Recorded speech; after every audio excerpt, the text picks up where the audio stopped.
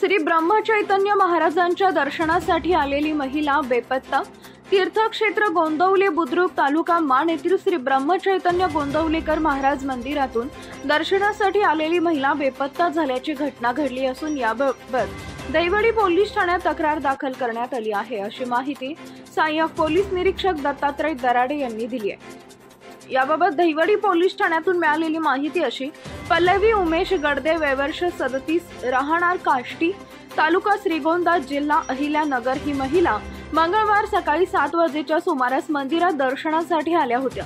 पतीला मी समाधीचं दर्शन घेऊन येते असं सांगून त्या निघाल्या, मात्र परत न आल्यानं पती उमेश मोहन गडदे, वय वर्ष 40 यांनी सायंकाळी मंदिर परिसरासह नातेवाईकांच्याकडे शोधाशोध केली, मात्र त्या मिळून न आल्यानं दैवडी पोलीस ठाण्यात आपली पत्नी हरवल्याची फिर्याद दिली।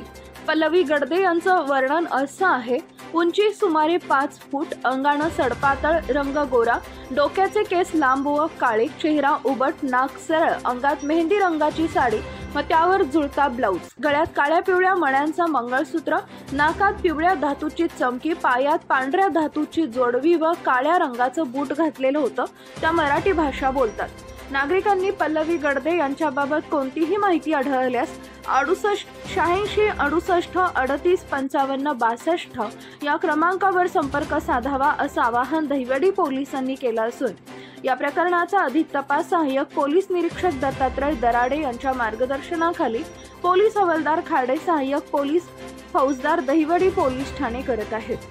आपला आवाज न्यूज साठी महेश शिंदे पाटील यांच्यासह संदीप जठार, गोंदवले।